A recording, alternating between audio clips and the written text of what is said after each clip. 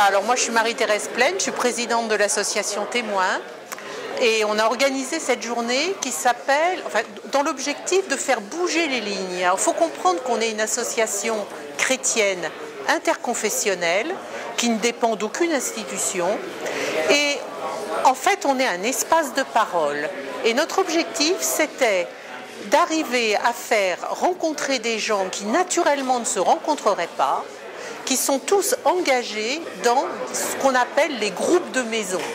Et notre rencontre s'appelle « Élargissons ensemble nos concepts de groupes de maison ».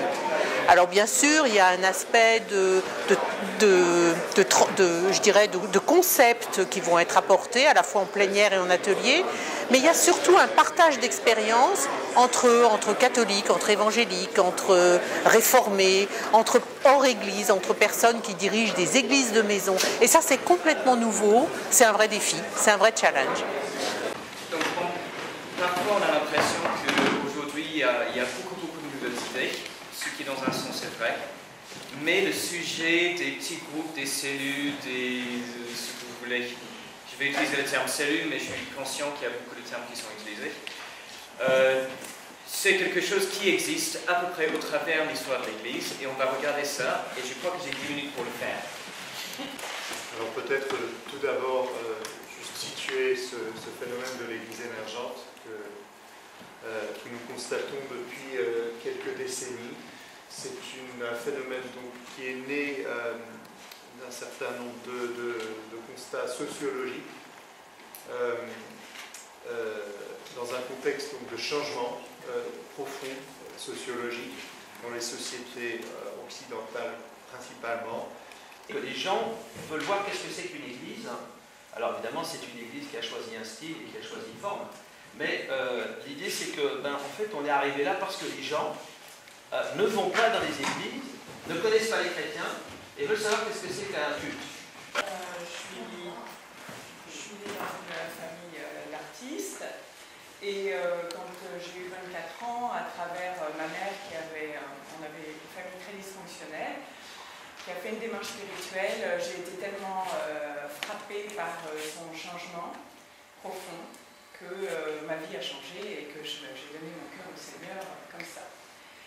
Dans une famille, normalement, il y a des vieux, des très vieux, des moyens et des très jeunes. Et tout ça, avec des crises, des soubresauts, ça évolue. Et donc, pour moi, l'église de maison, ça devrait être quelque chose dans ce genre-là. Et justement là-dessus, c'est sur le fait d'être vrai. Et c'est vrai qu'en ce qui me concerne, moi, c'est ce qui m'a, fait quitter, entre guillemets, ce qu'on peut appeler l'institution, ça n'a pas d'importance, mais c'est effectivement, je me suis rendu compte que j'avais deux problèmes. C'est que quand, par exemple, j'étais dans l'église, entre guillemets, institutionnelle, c'était comme si j'avais un masque sur moi et que tous mes soucis de ma vie de chaque jour, en tant que dans mon boulot, que ce soit avec mes enfants, avec mon mari, c'était comme si je le mettais à la porte et puis hop, je reprenais mon déguisement, enfin plutôt je rentrais dans un déguisement à ce moment-là, et puis après, hop, je ressortais et puis je reprenais tous mes problèmes. Tu peux te lever, Noël, et te dire en deux mots qui tu es. Oui, je suis Noël Manara, et en deux mots, c'est pas facile. Je commence simplement, je suis toute nouvelle dans la tentative d'animer un groupe de maison, donc je n'ai pas l'expérience d'un certain nombre d'entre vous. Dans mon passé, quand même, je suis à la retraite. J'ai un mari qui est handicapé, qui a une sclérose en plaques, et ma problématique, c'était en arrivant à Marseille, ville où je n'habitais pas auparavant, en arrivant à Marseille, c'était comment en fait continuer ma vie spirituelle en faisant venir à moi dans ma maison, pour permettre à mon mari aussi de travailler avec moi.